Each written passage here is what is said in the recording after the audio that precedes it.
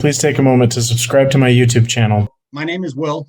I was a corporal in the Marine Corps with 1st CEB for the invasion of Iraq. I was primarily a machine gunner as a position in the squad or in the platoon with CEB.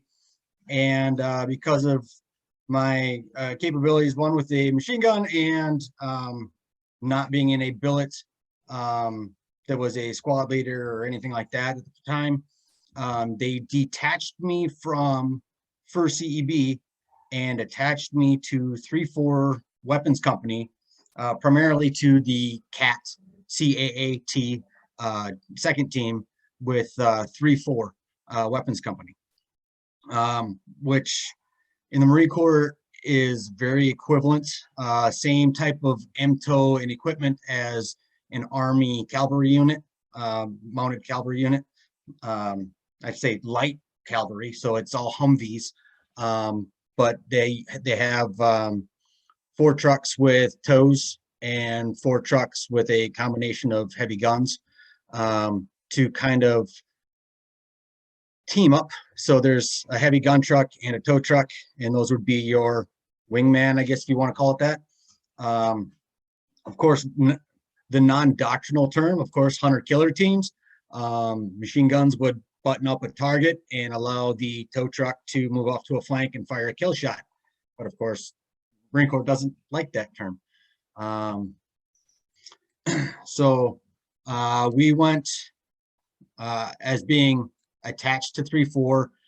We did a lot of screen lines. We did a lot of route reconnaissance. We did a lot of area reconnaissance and a lot of NAIs, named area of interest, that they wanted more answers about prior to the main force getting there.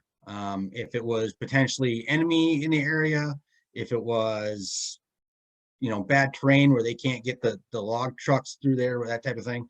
But they wanted some more answers about that area. So we were in I would say most of the fighting along the north. Of course, having most of the battalion's heavy firepower in one of 2 platoons, we were quite capable, and of course, with the speed of the Humvees, we could react quite quickly. Yeah, kind of same route as the rest of the RCT, up Tampa, and then we went out towards Fallujah a ways. I can't remember if we actually got into Fallujah. I think it was just the outskirts of it, and then button hooked and attacked west from Fallujah towards Baghdad to the east. Yeah, I never went to Fallujah, so I don't know exactly where it's at. I'm gonna have to look it up. There were some bridges and stuff like that they wanted to kind of contain in Baghdad, and they wanted us to secure some of the stuff to keep quote unquote squirters from getting out. Was it just you guys by yourselves, or?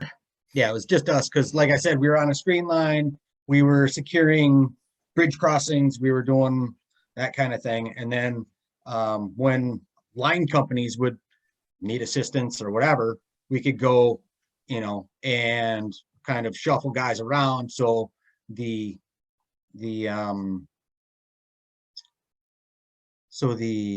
missions were being done, but then we could, kind of flex people around and assist with mounted truck, a team or something like that, send 2 trucks over here or 2 trucks over there, and make sure that everything was, done. But yet those that needed the heavy firepower could have that support. And you said that you were primarily supporting who again? We had Kilo on one side of us, and I know we had Lima on the other side of us. Like when we were in the city. 3-4. Yeah. Okay.